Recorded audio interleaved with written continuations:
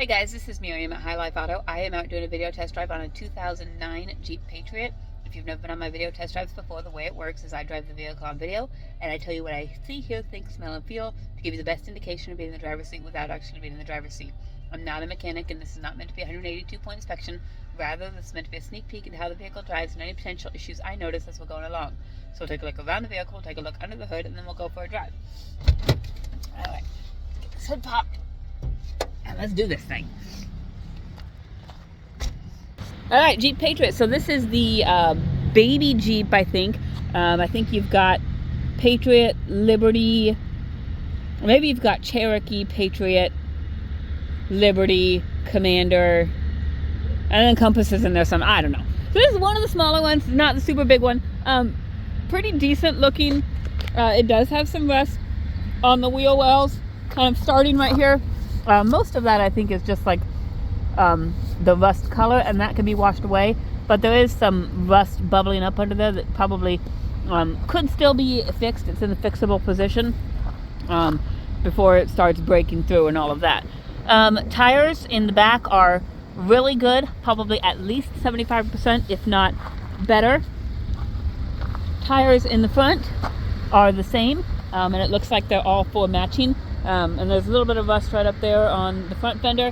That's one of the things Matt looks for. He looks for matching tires because typically when somebody takes care of their car, if you know there's a bad tire or the tires are low or something, they'll just replace all four of them. And so if you have four matching tires, that means somebody replaced all four of them at one time, which is just a good sign. It means that it was taken care of. Oh, and this one was a previous official vehicle, so it was taken care of because, and I don't know how it was official. I don't know if it was post office or police office or I don't know, but all we know is previously official. So interior is cloth, pretty decent condition. I don't really see any major rips, tears, stains, holes, anything like that. Just a basic package.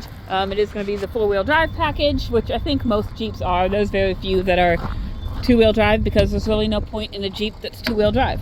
In here you've got storage room in the back, and on this side you've got a little bit more rust on the wheel well.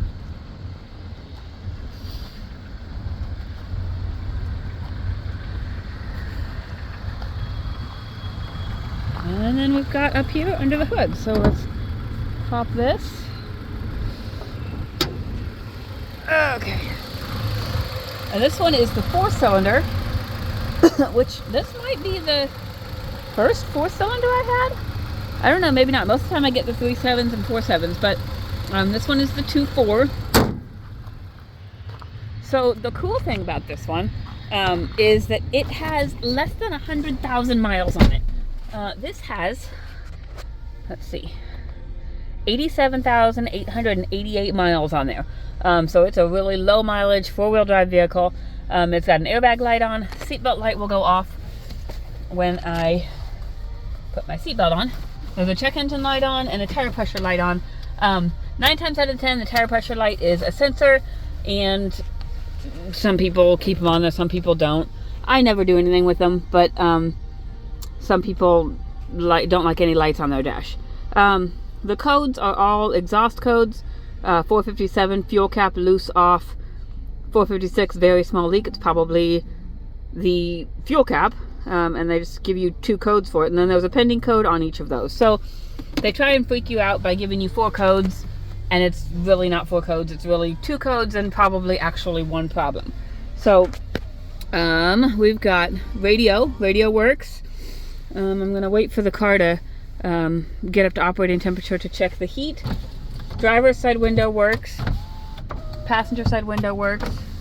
Rear passenger side window works. And the rear driver's side window works.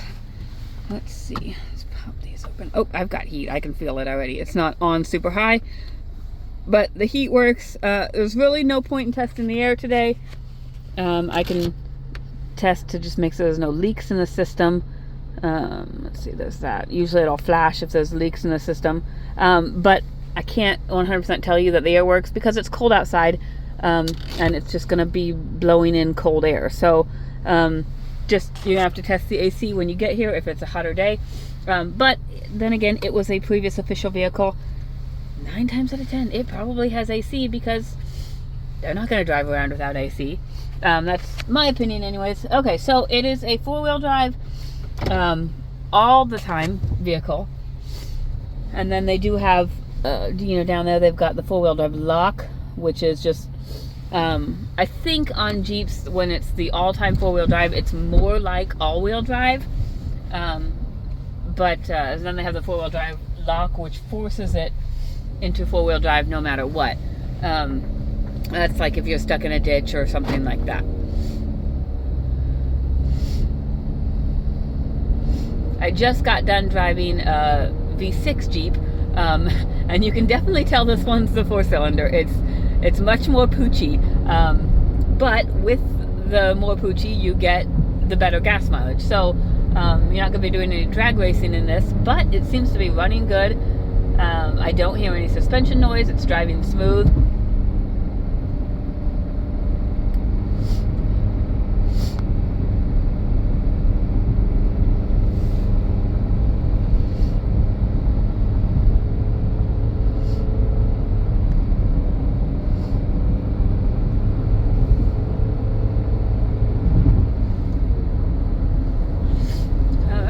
Top of the hill, let's check our cruise. Let's see. Our cruise may not work. Maybe I'll get around the corner and give it a better shot. And I think our cruise button is just not activating, and so there might be a problem with this button right here, because it should be on off right there, and it's just not doing anything. And for all I know, maybe they deactivated it because it was an official vehicle. I don't know, but there's nothing happening when you push that button. So for now, I'm going to say that the cruise doesn't work. Brakes are good and solid, no grinding or vibration. Really good condition too. They stop you immediately. Left turn signal works.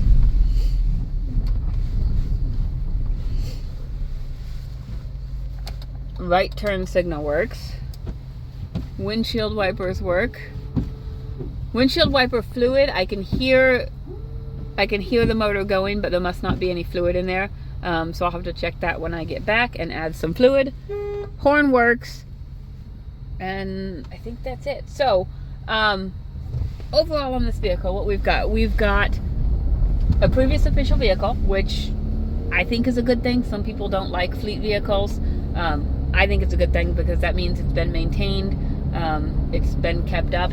It has really low miles, under 100,000 miles, which is not something we get very often, and certainly not something we get in the cheaper price range. So it seems to run and drive really well, though. There's the airbag light and the cruise that, and then the small evap leak, which I think is the gas cap, or around the gas cap, related to the gas cap, because there's also a gas cap light on the dash when you start it up. So minor stuff, runs and drives very well. If you have any questions, check the description and see if there's anything I've updated, and then give me a call or text me. My cell phone is 309-267-7200. Thanks, guys.